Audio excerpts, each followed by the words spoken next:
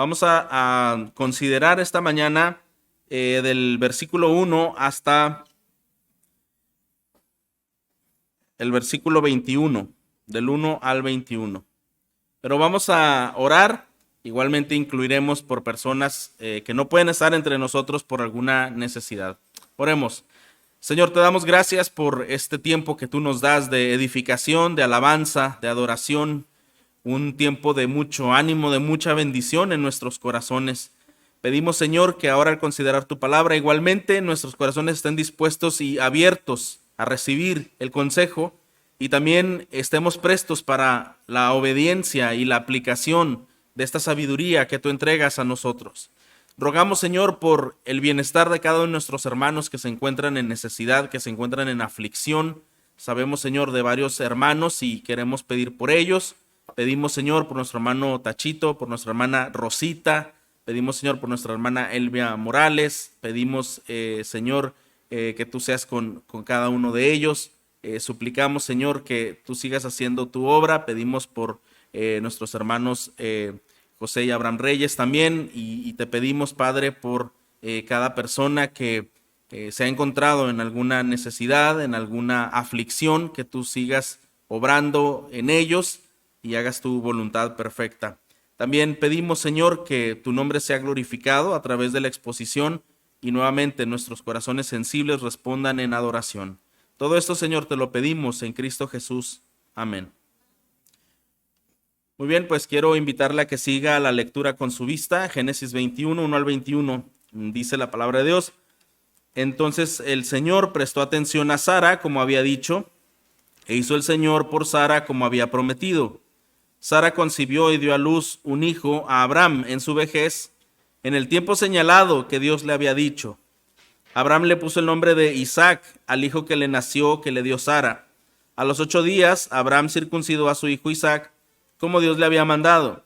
Abraham tenía 100 años cuando le nació su hijo Isaac. Sara dijo: Dios me ha hecho reír, cualquiera que lo oiga se reirá conmigo. Y añadió: ¿quién le hubiera dicho a Abraham que Sara amamantaría hijos? Pues bien, le ha dado un hijo en su vejez. El niño creció y fue destetado, y Abraham hizo un gran banquete el día que Isaac fue destetado. Pero Sara vio al hijo que Agar, la egipcia, le había dado a Abraham, burlándose de su hijo Isaac. Por eso le dijo a Abraham: echa fuera a esta sierva y a su hijo, porque el hijo de esta sierva no ha de ser heredero junto con mi hijo Isaac. El asunto angustió a Abraham en gran manera por tratarse de su hijo. Pero Dios dijo a Abraham: no te angusties por el muchacho ni por tu sierva. Presta atención a todo lo que Sara te diga, porque por Isaac será llamada tu descendencia. También del hijo de la sierva haré una nación, por ser tu descendiente. Se levantó pues Abraham muy de mañana, tomó pan y odre de agua y los dio a Agar, poniéndolos sobre el hombro, y le dio al muchacho y la despidió. Y ella se fue y anduvo errante por el desierto de Berseba. Cuando el agua del odre se acabó, ella dejó al muchacho debajo de uno de los arbustos. Entonces ella fue y se sentó enfrente, como a un tiro de arco de distancia, porque dijo: que no vea yo morir al niño. Y se sentó enfrente y alzó su voz y lloró. Dios oyó la voz del muchacho que lloraba, y el ángel de Dios llamó a Agar desde el cielo y le dijo: ¿qué tienes, Agar? No temas, porque Dios ha oído la voz del muchacho en donde está. Levántate, alza al muchacho y sosténlo con tu mano, porque yo haré de él una gran nación. Entonces Dios abrió los ojos de ella y vio un pozo de agua. Fue y llenó el odre de agua y dio de beber al muchacho. Dios estaba con el muchacho, que creció y habitó en el desierto y se hizo arquero y habitó en el desierto de Parán, y su madre tomó para él una mujer de la tierra de Egipto. Bueno, hasta ahora, hermanos, si recordamos el episodio anterior, no vimos una actitud muy buena de parte de Abraham. Habíamos comentado que él había puesto otra vez en riesgo el plan de Dios, los deseos de Dios, a través de lo que él pensaba hacer con la descendencia de Abraham. Y él expone a su esposa una vez más, y él expone su vida nuevamente por causa de la desobediencia, por causa de la incredulidad, y vemos un vacilamiento en el caso de Abraham y de Sara. Pero dice aquí la palabra de Dios que el Señor llega a Sara y cumple esta promesa. Hoy vamos a meditar en el hijo de la promesa, como se titula el tema, el hijo de la promesa. Ahora, hermanos, el nacimiento de Isaac es un evento muy importante para la vida cristiana y para los cumplimientos del Señor.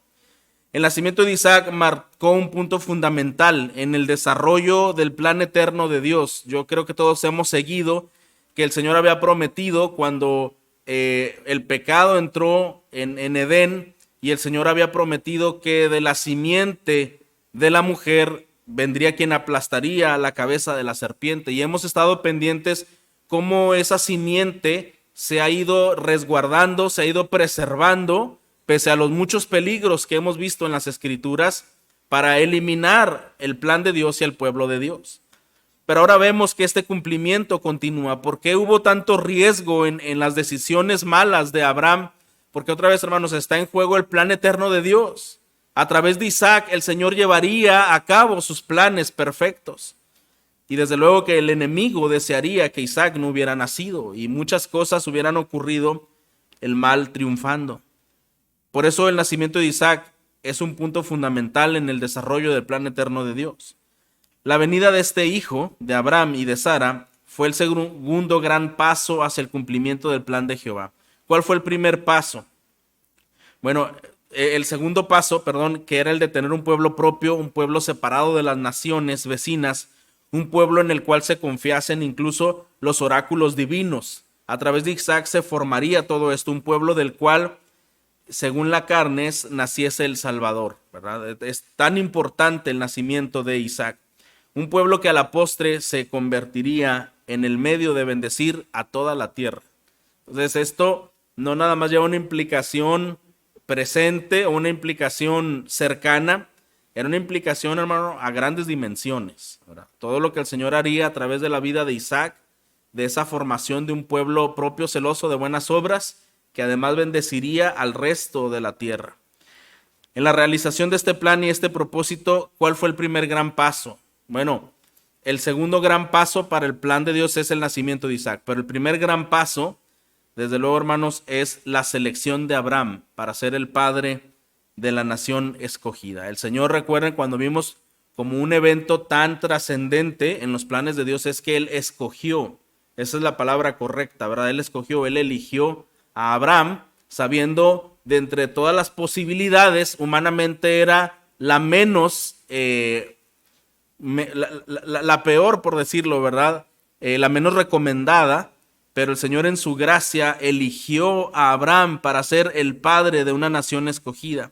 Entonces el llamado que él tiene es para separarlo del pueblo idólatra entre el que él vivía. Él le llamó a salir de ahí y la migración a la tierra que Jehová prometió darle.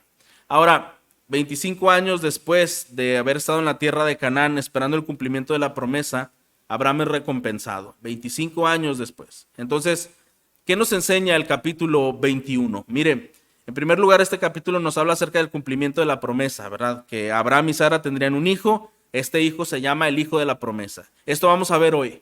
Hay el cumplimiento, todo lo que se estuvo esperando y de lo que se estuvo especulando, y la falta de fe y la falta de paciencia que vimos entre Abraham y Sara, tomando decisiones equivocadas porque no venía esa promesa, ahora es cumplida.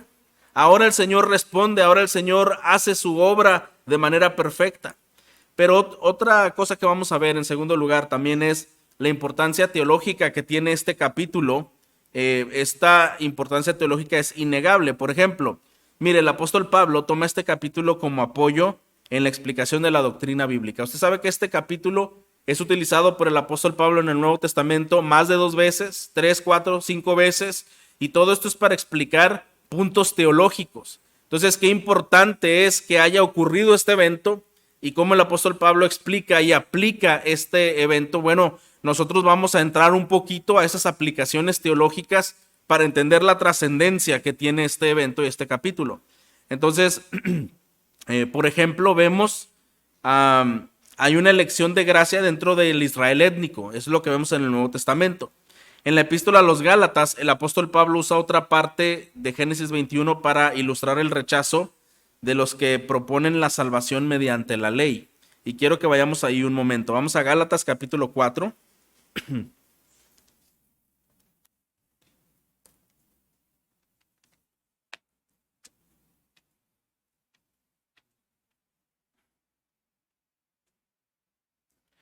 Vamos a buscar el versículo 21, Gálatas 4:21. Vamos a leer una extensión de versículos, así que le invito a que siga y no se pierda del 21 al final de Gálatas 4. Nos dice: díganme los que desean estar bajo la ley, no oyen a la ley, porque está escrito que Abraham tuvo dos hijos, uno de la sierva y otro de la libre. Pero el hijo de la sierva nació según la carne, y el hijo de la libre por medio de la promesa. Esto contiene una alegoría, pues estas mujeres son dos pactos. Uno procede del monte Sinaí, que engendra hijos para ser esclavos. Este es Agar. Ahora bien, Agar es el monte Sinaí en Arabia y corresponde a Jerusalén actual porque ella está en esclavitud con sus hijos. Pero la Jerusalén de arriba es libre. Esta es nuestra madre, porque escrito está: regocíjate, oh estéril, la que no concebís, porrumpe y clama, tú que no tienes dolores de parto, porque más son los hijos que la desolada, que la que tiene marido. Y ustedes, hermanos, como Isaac, son hijos de la promesa. Pero así como entonces al que nació según la carne persiguió al que nació según el Espíritu, así también sucede ahora. Pero, ¿qué dice la Escritura? Echa fuera a la sierva y a su hijo, pues el hijo de la sierva no será heredero con el hijo de la libre. Así que, hermanos, no somos hijos de la sierva, sino de la libre. Qué interesante que el apóstol Pablo utilice esta tipología bíblica para enseñarnos esta verdad doctrinal. Este pasaje muestra una sorprendente tipología bíblica donde el apóstol Pablo ve en el rechazo a Ismael en favor de Isaac una prueba ilustrativa del rechazo de las obras de la carne como base de la justificación. Y dice, bueno, no son las obras, ¿verdad? Abraham tuvo un hijo por obras humanas, no confiando en Dios, queriendo ayudarle a Dios, y fue rechazada esa propuesta, esa acción, no es por las obras. En cambio, una aceptación a la actividad de la gracia divina en la elección y regeneración como una base de la justificación, la base de la promesa. Y aquí lo que está hablando es, aún en la salvación, hermanos, es Dios quien obra al 100%. ¿Está de acuerdo? A veces pensamos, bueno, pero es que es necesario tener fe. Si vemos las Escrituras, ¿quién produce la fe? ¿Nosotros? Es Dios quien produce la fe. Y cuando una persona atiende a un llamado, ¿quién es el que llama? Es el Señor. ¿Y quién es el que produce la obediencia para atender al llamado? También es el Señor. Así que si nos vamos a una ecuación, ¿qué es lo que nosotros hacemos para aceptar el llamado y el propósito de Dios? Realmente, hermanos, no hacemos nada. Lo único que hacemos es, cuando el Señor pone en nuestro corazón ese deseo de atender el llamado, porque Él toma la iniciativa, pero sigue siendo obra de Él. ¿Está de acuerdo? Por eso es tan grande nuestro Dios. El cumplimiento de la promesa, como vemos aquí, el autor de Génesis enfatiza el hecho de que Jehová cumple su palabra. Me llama mucho la atención, regresando a Génesis 21, entonces el Señor prestó atención a Sara como había dicho. Estas palabras, ¿verdad? Prestó atención, o dice también que se llegó a Sara, o que se acercó a Sara, o conoció a Sara. Dice que Jehová hizo como había dicho, tal como lo había hablado. Y dice también en el versículo 2, Sara concibió y dio a luz un hijo a Abraham en su vejez. Me llama mucho la atención, hermanos, en el tiempo señalado que Dios le había dicho. Vamos a recordar un momento cuáles eran las luchas que tuvieron Abraham y Sara ante la promesa del Señor. Esperaron mucho tiempo. ¿Está de acuerdo? Esperaron, y en esa espera, hermanos, muchas situaciones sacuden nuestro interior cuando estamos en una prueba y tenemos que emplear la paciencia. Y bueno, a lo mejor escuchamos que hay muchas alternativas para ayudarle a Dios, o quizá nosotros queremos dar la propia interpretación. A lo mejor lo que Dios nos quiso decir no fue exactamente esto. Quizá lo que Dios nos quiso decir es esto otro.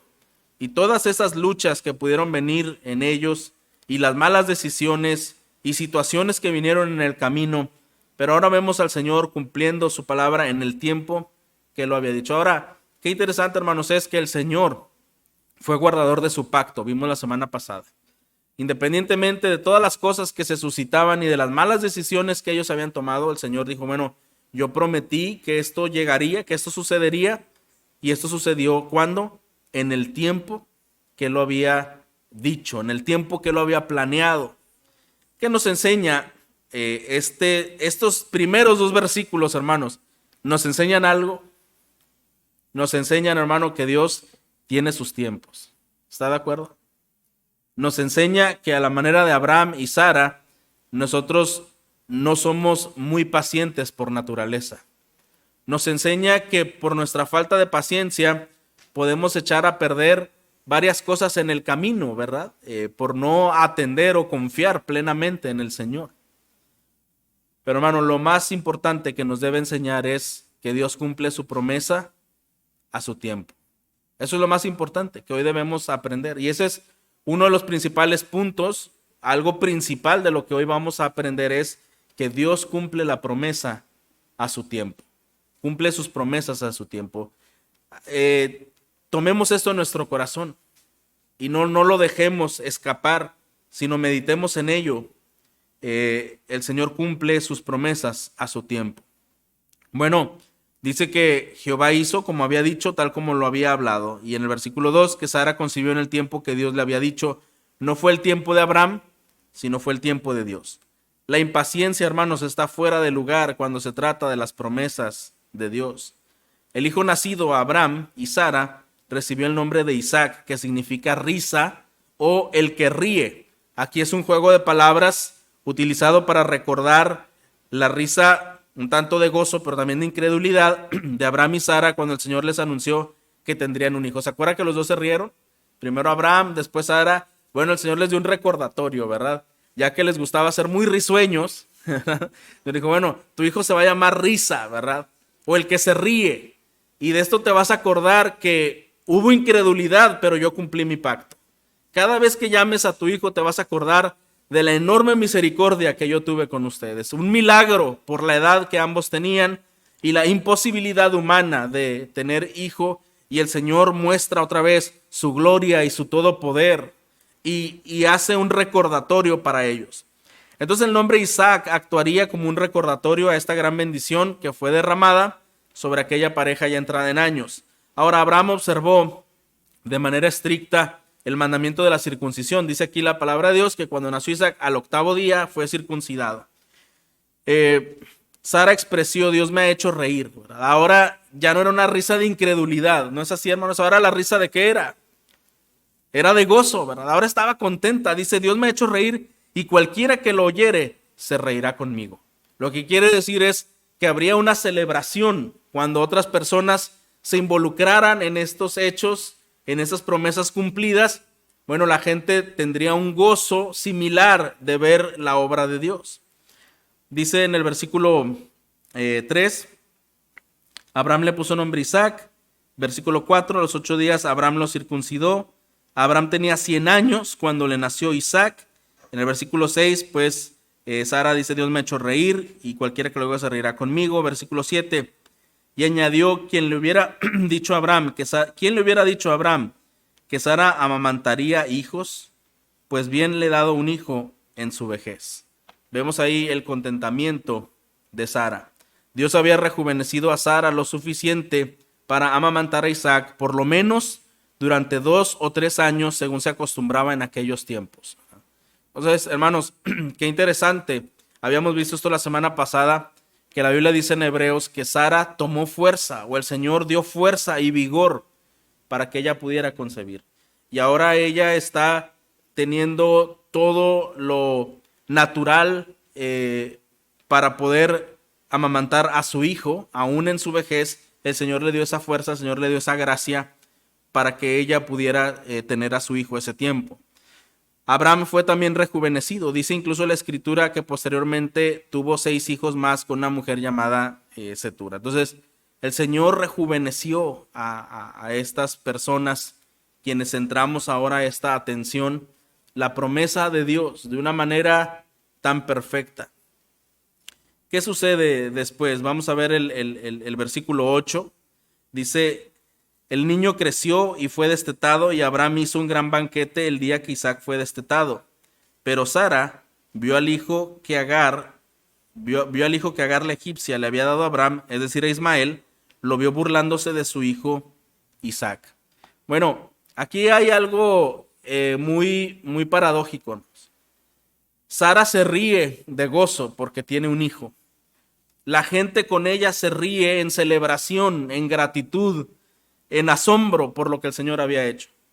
Pero aquí vemos otra risa, pero no es la misma risa. ¿Sí sigue usted esta línea? Dice que Ismael comenzó a burlarse de Isaac.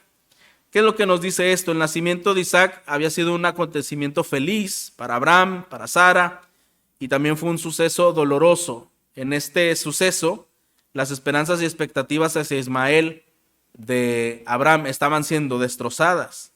El hijo de la promesa ahora lo va a heredar todo, y el primogénito de la esclava ahora es movido al odio y a la envidia hacia el hijo prometido. Ismael está lleno de resentimiento, está lleno de dolor, está lleno de odio hacia Isaac, y esto lo deja ver en sus actitudes. Ismael también ríe, pero no ríe con gozo por Isaac. Ismael ríe con una gran incredulidad y los derivados de la incredulidad, que son la envidia y el orgullo. Entonces la palabra ríe en este versículo no es la misma que en los versículos anteriores. La palabra ríe en este versículo significa hacer burla. Hacer burla. Y bueno, al parecer lo que hacía Isaac constantemente era, Ismael, estarse burlando, ¿verdad? De Isaac. Hacerle burla, despreciarlo, menospreciarlo, hacer muchas cosas que eran incómodas, que eran malas hacia Isaac. Qué interesante que el apóstol Pablo en Gálatas 4:29 presenta la interpretación correcta y definitiva de Génesis 2:19, porque él dice esto: pero como entonces el que había nacido según la carne perseguía al que había nacido según el Espíritu, así también ahora. Este versículo lo leímos hace un momento. Fíjese lo que dice. Entonces el que había nacido según la carne perseguía al que había nacido según el Espíritu. O sea, este evento, al decir perseguir, nosotros sabemos que el perseguir no es un hecho de un día, no es un hecho de un momento, es algo constante. Bueno, este atosigamiento es el que hacía justamente Ismael. La actitud de Ismael hacia Isaac era de una acción continua, continuamente de burla, un acto, no era un acto suave y pasajero, no era una broma por ahí, entre hermanos, por así decirlo, sino era algo más áspero, era algo más cruel. Quiero decirle lo que cita el pastor Evis Carballosa, un hombre que ha hecho un gran estudio del libro de Génesis, y él dice que la actitud de Ismael era semejante a la de un rudo legalista que odia la gracia y se opone a los objetivos de esta. Fíjese, lo que Pablo está conectando, hermanos, es que así como el hijo de Agar, que fue el hijo de la carne, perseguía a Isaac, el hijo de la promesa, un don divino, de la misma manera, el legalista, el religioso, el que hace las obras según la carne para querer ganarse el favor de Dios, odia la gracia de Dios. Le molesta escuchar que Dios es un Dios de gracia, que Dios es un Dios de oportunidades, que Dios restaura, que la salvación viene solo y única exclusivamente por gracia y no por obras. Una persona religiosa odia y detesta estas palabras. Porque otra vez, hermanos, la carne es orgullosa. La carne intenta ganarse un favor, competir, tener un estatus especial. Pero ¿qué nos dice la Biblia? Que no es del que quiere ni del que corre, sino del que Dios tiene misericordia. Y vez tras vez estaremos viendo esto en las Escrituras, cómo el Señor llama a un huérfano, llama a un odiado, a un despreciado, para hacer sus planes perfectos, ¿verdad? Y como dice 1 Corintios, el Señor no llamó a los nobles, a los fuertes, a los sabios de este mundo, sino que ¿a quién llamó? A lo vil, a lo menospreciado, a lo que no es, para deshacer lo que es. Ese es nuestro Dios. Y gloria a Dios por nuestro Dios, porque hermanos, si nosotros quisiéramos pensar qué cualidades o qué atributos tenemos buenos delante de Dios, otra vez, es que no tenemos nada. Todo lo que tenemos es por gracia. Dice un autor, lo único seguro que podemos merecer como humanos es el infierno, porque somos pecadores y cada pecador merece el infierno. Si tú y yo no estamos ahí, otra vez, no es porque tú fuiste bueno, porque tú tienes un corazón noble, es por la gracia de Dios. Nuestro corazón, hermanos, no tiene una bondad suficiente para impresionar a Dios. Con esto no quiero decir, hermanos, que el ser humano no tiene rasgos de bondad, porque somos hechos a imagen de Dios.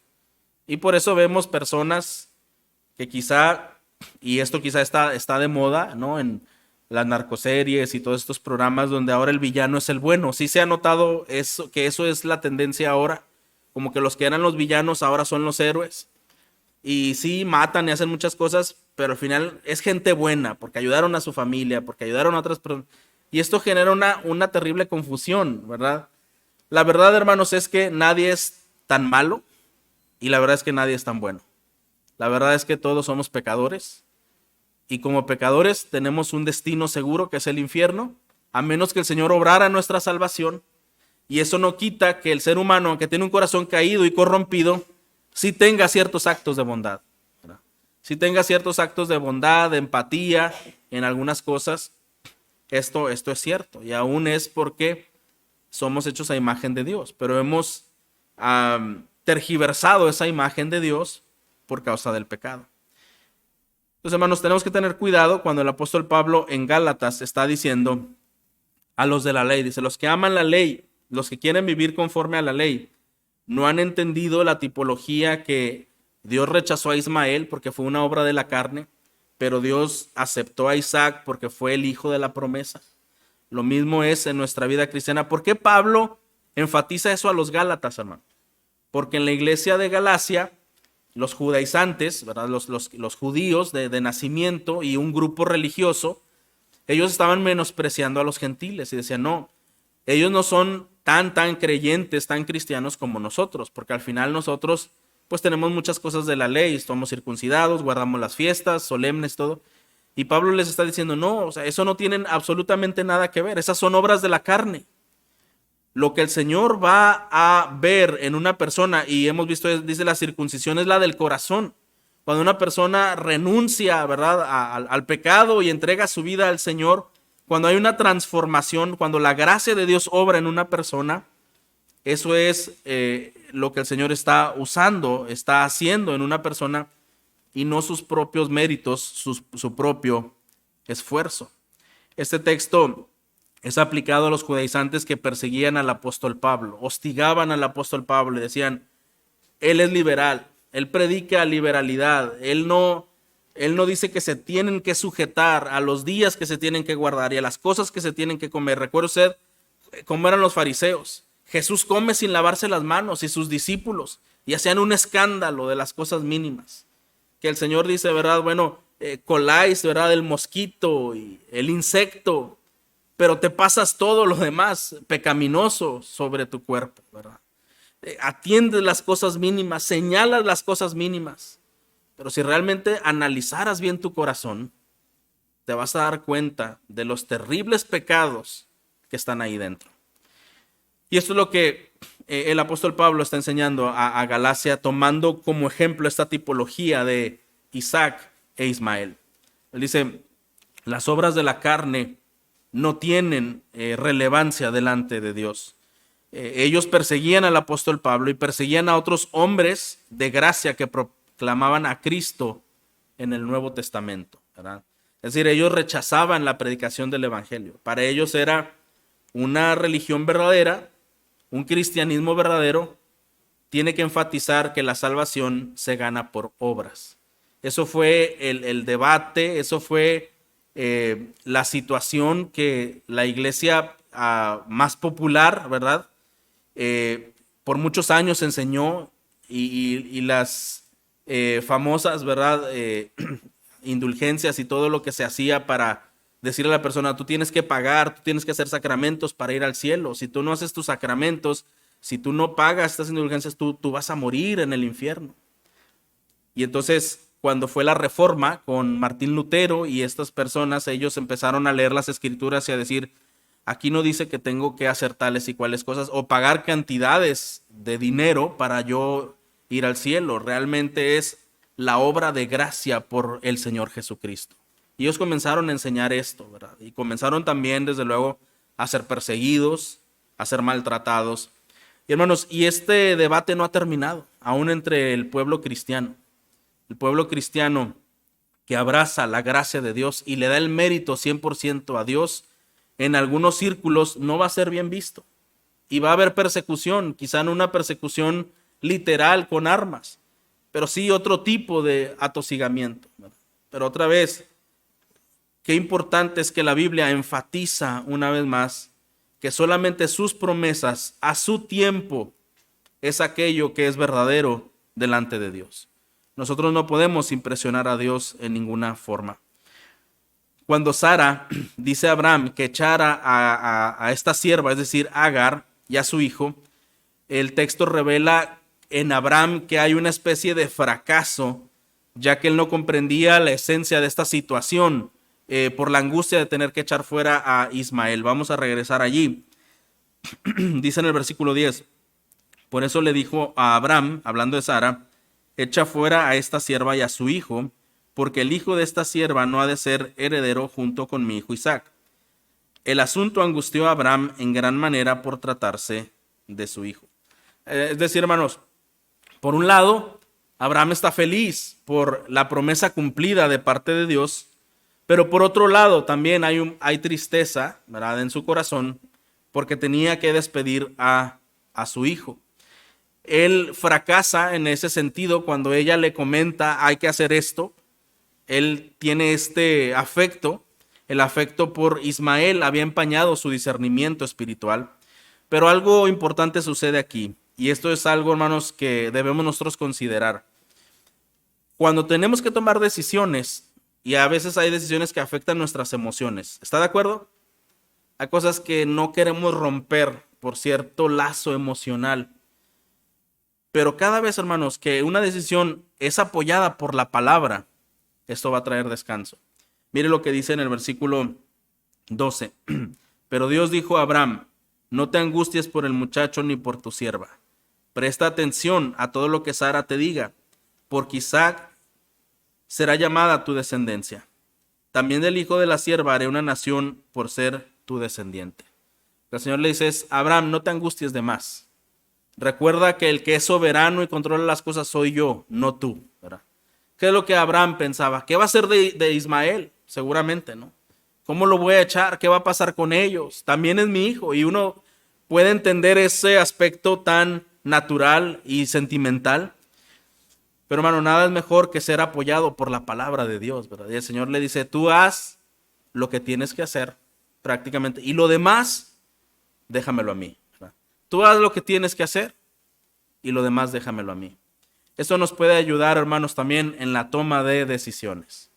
Cuando el Señor nos muestra su voluntad, que es perfecta, y hace un momento decía el director, el hermano Helge, como pueblo el Señor quiere y requiere nosotros que seamos santos, ¿verdad? Y que seamos entregados y obedientes a su palabra. Cuando esto es cierto, hermanos, si nosotros estamos entendiendo la visión hacia dónde el Señor nos quiere llevar, hay que tomar muchas decisiones en el proceso. A lo mejor hay que eliminar ciertas amistades, hay que eliminar ciertas conversaciones, hay que eliminar ciertos actos, ciertos hábitos destructivos que pueden estar teniendo lugar en nuestra vida. Pero una de las cosas que nos impide hacer esto es el sentimentalismo. ¿No es así, hermanos? Es que yo no le puedo decir a esta persona que está mal porque me va a dejar de hablar. Entonces mejor peco con él para que no me deje de hablar. No, hermano, o sea, el Señor nos ha dicho su voluntad y sus promesas se cumplen a su tiempo. Pero a veces, hermano, en medio de todas esas promesas grandiosas del Señor, nosotros tenemos que tomar decisiones. Y cada decisión es fundamentada por la palabra. Abraham, no te angusties, le dijo el Señor, escucha lo que dice tu mujer, porque en Isaac te será dada descendencia, pero de Ismael, él también tendrá muchos descendientes por ser un familiar tuyo, ¿verdad? Por ser otro de tus hijos. Hermano, y ahí descansa nuestro corazón. Yo quisiera, si pudiera hoy, transliterar esta palabra a nuestra situación actual. La palabra de Dios lo que nos diría es, si tú tienes un asunto pendiente que no has arreglado, no has tomado una decisión definitiva en algunos lazos o en algunas situaciones, hazlo. No te quedes a mí. Si tú crees que esto vas a desproteger o va a pasar algo más, el Señor estará en control, ¿verdad? Eso es lo que la palabra quiere decirnos hoy. El Señor está en control, ¿verdad? Él cumple su promesa a su tiempo y sus mandatos son seguros. Sus mandatos son seguros. El Señor, hermanos, no nos llama a hacer cosas para perjudicar a otros. No nos llama a hacer cosas para perjudicarnos a nosotros mismos. Todo lo que el Señor hace por su pueblo es santificarlo, prepararlo para la adoración, bendecirlo, ¿verdad? Y hacerlo partícipe de las enormes bendiciones celestiales que comparte con su pueblo. Qué gran bendición, ¿verdad? Y como pueblo que nos queremos santificar, es necesario tomar este tipo de decisiones personales. Si hay conversaciones a las que tú tienes que rechazar, pues a lo mejor es muy conocido tuyo, un familiar tuyo, pero tienes que hacerlo, ¿verdad?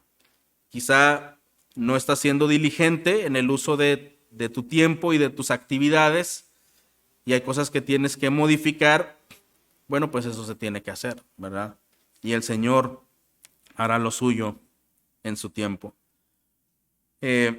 Vemos claramente que la elección es el corazón de obrar el plan divino para el hombre. En Isaac te será llamada descendencia. Lo que el Señor está diciendo es, lo que yo escogí es bendecir a través de Isaac, ¿verdad? En quien debemos de enfocarnos es en Isaac. De modo que vemos esto claramente. Ahora, el soberano Dios escogió a Abraham. Y recordemos, hermanos, lo llamó de Ur de los Caldeos. Hizo un pacto con el patriarca que incluía una tierra, simiente y una bendición a todas las naciones de la tierra. Todo sería a través de él. La simiente sería el hijo de Abraham y Sara, ¿verdad? Específicamente Isaac. De esa simiente vendría Isaí, el padre de David, ¿verdad? De quien procede Jesús el Mesías, en quien se cumplen todas las promesas de Dios. Todo tiene sentido, ¿verdad? Todo el Señor lo que hace tiene un propósito perfecto, específico, funcional. Y ahora estamos viendo ese desarrollo, ¿verdad? Era necesario que la vida de Isaac fuera preservada. Era necesario que Isaac naciera. Era necesario que Isaac continuara para que de allí viniera Isaí de Belén y después David y de quien vendría el Mesías. El Señor preserva, hermanos, sus planes y el Señor preserva a su pueblo. Dos grandes verdades, ¿verdad? El Señor preserva sus planes y el Señor preserva a su pueblo. Qué maravilloso cuando a veces cantamos el himno de Castillo Fuerte, ¿verdad? El Hades no prevalecerá contra la iglesia, lo dice también la palabra. La iglesia permanecerá, el pueblo de Dios quedará intacto. No significa que en algún momento la iglesia no sufra persecución y quizá cuanto más los tiempos se acercan vemos más factible, vemos más real que pueda haber una persecución por ciertas cosas sociales que están pasando, pero la iglesia del Señor será preservada, hermanos, hasta el día del Señor Jesucristo. Esto es algo que nos alienta. ¿Qué hace Abraham una vez que el Señor le descubre sus planes? Bueno, vamos a seguir. Versículo 14. Se levantó pues Abraham muy de mañana, tomó pan y un odre de agua y los dio a Agar, poniéndolos sobre el hombro. Y le dio al muchacho y la despidió. Y ella se fue y anduvo errante por el desierto de Beerseba. Bueno, dice que Abraham se levanta muy de mañana para dar pan y un odre con agua a Agar y la despide. Cuando el texto hace ciertos énfasis, como dice que se levantó muy de mañana, ¿qué nos sugiere estas palabras? Que él fue diligente, ¿verdad? No arrastró el tiempo, no fue perezoso, no fue indeciso. A lo que vemos, hermanos, es que la palabra de Dios ya le había fortalecido para tomar esas decisiones. ¿Estamos de acuerdo? Ya había un espíritu diligente, ya había una intención, ya él estaba en paz para hacer las cosas que tenía que hacer. A propósito otra vez, hermanos, la diligencia y la iniciativa ocurren cuando nuestro corazón se encuentra seguro en la palabra, ¿verdad? Y él entonces muy de mañana hace lo que el Señor le dice, le da agua a Agar, le da pan y lo despide. Vemos aquí una obediencia pronta de Abraham a pesar de sus emociones naturales en el corazón humano, ¿verdad? El odre de agua dice aquí, bueno, aproximadamente debió de haber sido de unos 10 litros, o es decir, más o menos de 10 a 12 litros de agua. O sea, tampoco era un odre muy grande, ¿verdad? Y realmente, hermanos, si nosotros vemos los elementos que está dando Abraham a Agar, son elementos muy insuficientes, ¿verdad? ¿Qué iba a hacer ella en el desierto? En un desierto con solamente 10 litros de agua. Yo casi me tomo 3 en un día. Ahora imagínense, ¿qué va a hacer con 10 litros de agua solamente y con su hijo? Bueno, otra vez, hermanos, aunque esto parezca tan sorprendente, el Señor quiere obrar, quiere manifestar su poder. Dice que en el versículo 15, cuando el agua del odre se acabó, ella dejó al muchacho debajo de uno de los arbustos. Entonces ella fue y se sentó enfrente como a un tiro de arco de distancia, porque dijo que no vea yo morir al niño, y se sentó enfrente y alzó su voz y lloró. Cuando el agua se acaba y el tiempo en el desierto, el sol y todo lo que esto implica, ella sí llega a estar en un escenario moribundo, hermanos, entre la vida y la muerte, y obviamente el pequeño también. Y ella ya renuncia a todas las posibilidades de vida y dice que lo deja en un lugar por un arbusto, y ella se retira un poco, dice, porque no quería estar cerca cuando muriera, por lo menos no verlo morir. Lo que significa es que ella ya había pensado, ¿verdad?, que él moriría. Pero, hermanos, estos versículos 15 al 21 narran la manera en que el Señor preservó la vida de Ismael.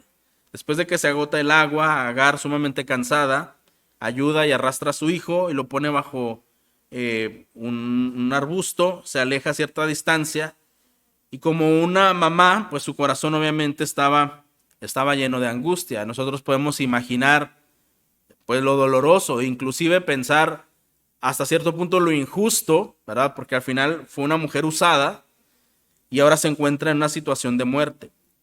Pero aunque parecía que Agar y su hijo estaban destinados a morir, otra vez, hermanos, no debemos dejar de ver a Dios. Si nosotros tratáramos este texto humanamente, sin poner en cuenta a Dios, quizá tendríamos enojo hacia Abraham, ¿verdad? Y hacia Sara, que fueron los que provocaron que ese niño naciera, y todo lo que está pasando aquí. Pero, hermanos, Dios no necesita nuestra ayuda, otra vez, ¿verdad? Dios está mostrando que todo lo que pasa en esta vida no escapa de su control. Y Dios se manifiesta atendiendo al llamado del muchacho. No atendió al llamado de Agar. El muchacho comenzó a llorar y el Señor lo escuchó. Y dice que esto le trajo liberación mediante un ángel, el ángel de Jehová. Vamos a seguir leyendo. Versículo 17. Dios oyó la voz del muchacho que lloraba, y el ángel de Dios llamó a Agar desde el cielo y le dijo: ¿qué tienes, Agar? No temas, porque Dios ha oído la voz del muchacho en donde está. Levántate, alza al muchacho y sosténlo con tu mano, porque yo haré de él una gran nación. ¿Recuerdan, hermanos, qué significa Ismael? El Dios que oye. El Dios que oye. Y aunque él estaba en un desierto y moribundo e indefenso, en cierta forma, aquí lo que vemos es que el Señor es el Dios que oye. Yo no sé cuál pueda ser nuestra situación en algún momento de la vida, pero quizá nuestros sentimientos nos pueden asemejar a estar en un desierto y bajo muchas dificultades, sin muchas posibilidades. Pero aquí no es que tenemos que ver lo que había alrededor de Ismael, que había fuentes de agua, hubiera una cosa, hubiera otra. Aquí lo que tenemos que saber, hermanos, es que aún usted y yo estemos en un desierto, o aún usted y yo estemos bajo la peor injusticia humana que exista, eso no es lo importante. Lo importante es que nuestro Dios es el Dios que oye, ¿verdad? Es en lo que nosotros nos debemos de centrar, hermano. Y es ahí en lo que muchas veces como cristianos podemos fracasar. Y podemos hacer una telenovela, ¿verdad?, de la vida y buscar quiénes son los buenos y quiénes son los malos y la injusticia y todas esas cosas. ¿Y qué pasa del Dios que oye? ¿Por qué ponemos más relevantes las cosas que el Dios que oye y que nada escapa de su control? Mire lo que el Señor hace. En el versículo 18, levántate, alza al muchacho y sosténlo con tu mano, porque yo haré de él una gran nación. Entonces Dios abrió los ojos de ella y vio un pozo de agua. Fue y llenó el odre de agua y dio a beber al muchacho.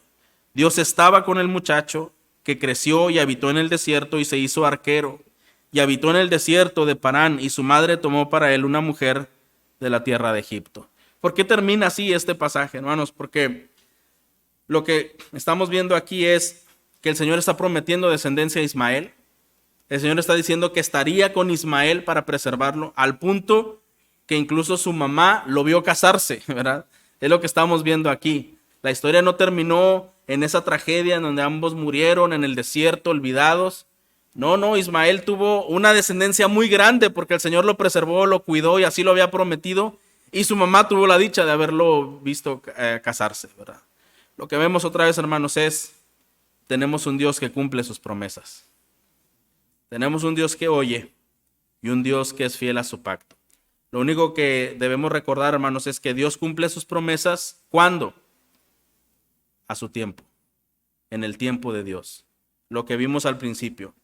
Y el Señor cumplió su promesa con Sara en su tiempo, en el tiempo de Dios. No en el tiempo de ella, no en el tiempo de Abraham, en el tiempo de Dios. Que esta enseñanza, hermanos, nos anime a buscar a Dios con humildad, con dependencia y decir, ayúdame a ser paciente, ¿verdad? Si hay algo que hoy debemos aprender es pedir al Señor que nos dé esa paciencia, que nos dé fe en medio de las pruebas, que si las cosas se ponen difíciles, recordemos que es el Dios que oye, ¿verdad? Y nuevamente, hermanos, que el Señor preserva sus planes y preserva su pueblo. Dios es fiel. Dios es fiel. Él hace las cosas como Él quiere, en el tiempo que Él quiere, con los que Él quiere y como Él lo quiere hacer.